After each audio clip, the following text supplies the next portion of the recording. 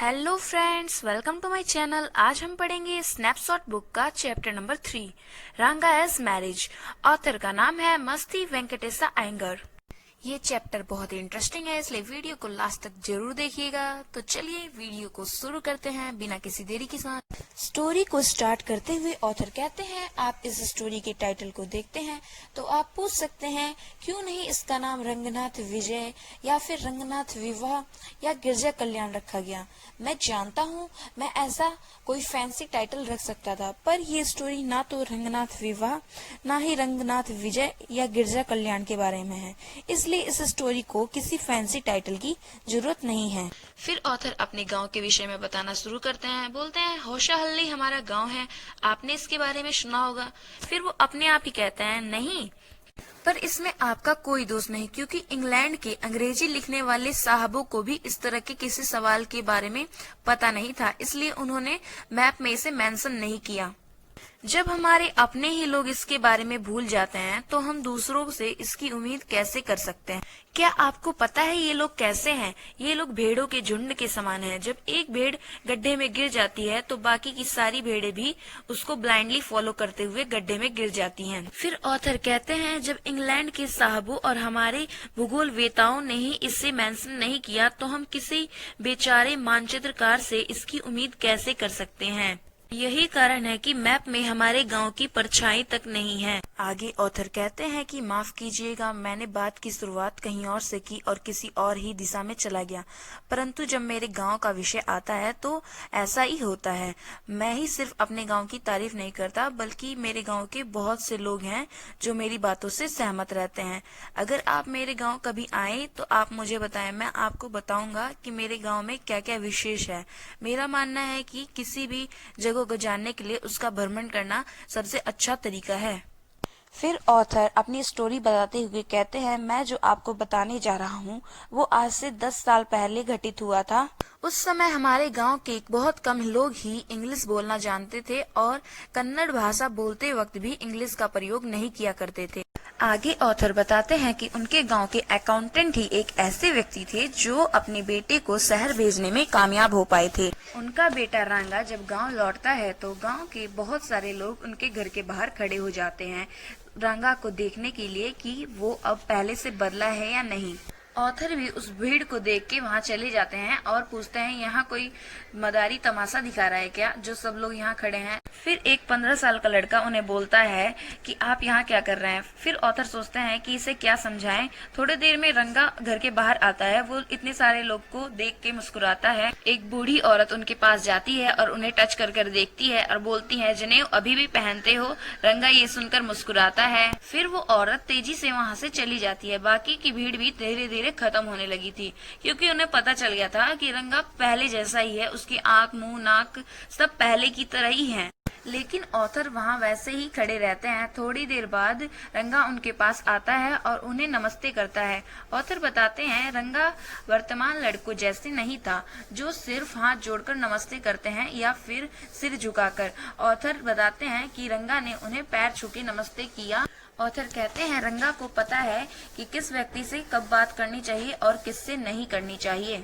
थोड़ी देर तक ऑथर रंगा से बात करने के बाद अपने घर वापस लौट आते हैं। एक बार रंगा कुछ संतरे लेकर ऑथर के घर जाता है। ऑथर उनसे बात करते करते पूछते हैं कि क्या तुम शादी करना चाहते हो, तुम शादी करने के बारे में क्या सोचते हो। फिर रंगा उन्हें बताता है कि वो एक अच्छी लड़की की तलाश में है। वो अभी शादी नहीं करना चाहता, क्योंकि वो ऐसी लड़की से शादी करना चाहता है जिसकी वो तारीफ कर सके। थोड़ी देर तक रंगा ऑथर के साथ बात करता है, फिर अपने घर चला जाता है। ऑथर सोचते हैं, मैं इसकी शादी करवाना चाहता हूँ, पर इसके शादी के बारे में ख्याल एकदम अलग है। फिर ऑथर ये डिसाइड कर लेते हैं कि वो रंगा की शादी करवा के रहेंगे। उनके हिसाब से उनके गांव के रामराव की भतीजी रंगा के लिए सबसे उपयुक्त दुल्हन थी और रंगा उसके लिए सबसे उपयुक्त वर था। वो निश्चय कर लेते हैं कि वो इन दोनों की शादी करवा के ही रहेंगे। ऑथर बताते हैं कि रत्ना के माता पिता मर चुके थे, इसलिए वो अपने चाचा रामराव के साथ गांव में रहने आई थी। वो शहर से थी, इसलिए उसे बहुत कुछ आता था, जैसे हारमोनियम बजाना। अब ऑथर हमेशा रामराव के घर जाने लगे थे। वो लड़की भी उन्हें पहचान गई थी और उनसे घुल मिल गई थी। एक बार रामराव की पत्नी उनसे कहती है कि मैं आपके लिए थोड़ा लस्सी भेज देती हूँ, रत्ना को बोलिएगा आपके घर लेती जाएगी। फिर ऑथर कहते हैं ठीक है और वो अपने घर चले जाते हैं। जब रत्ना उनके घर आती है तो ऑथर कहते हैं क्या वो हारमोनियम बजाएगी। रत्ना हारमोनियम बजाने लगती है तो ऑथर तब तक की रंगा को बुलावा भेजते हैं। जब रंगा घर में आता है तो वो सावधानी से अंदर की ओर देखता है। रत्ना रंगा को देखकर हारमोनियम बजाना और गाना गाना बंद कर देती है। रत्ना चुपचाप खड़ा हो जाता है और फिर बोलता है कि उनकी वजह से ही गाना बंद हुआ, उन्हें जाने दें। लेकिन वो कहीं नहीं जाता है। थोड़ी देर रत्ना भी वैसे ही खड़ी रहती है, फिर शर्मा के वहां से चली जाती है।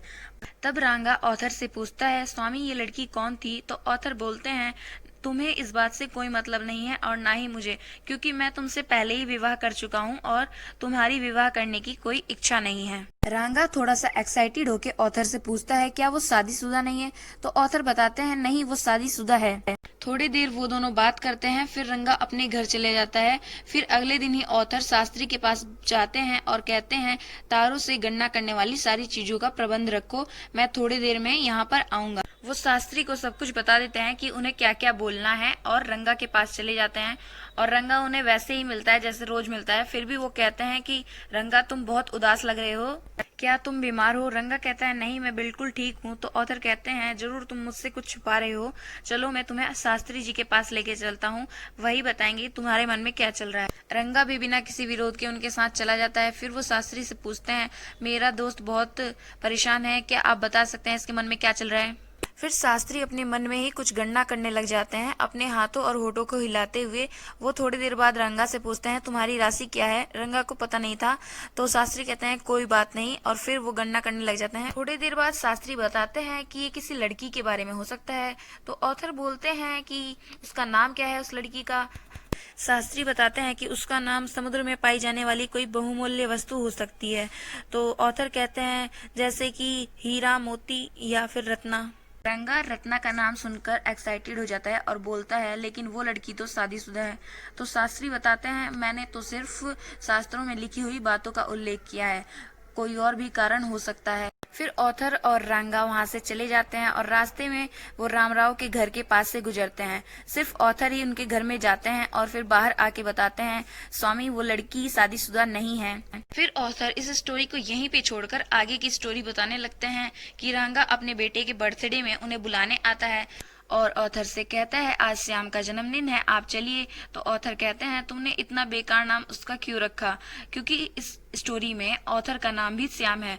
ऑथर बोलते हैं कि मैं इतना मरियल सा हूँ और तुमने उसका नाम भी ऐसा ही रख दिया।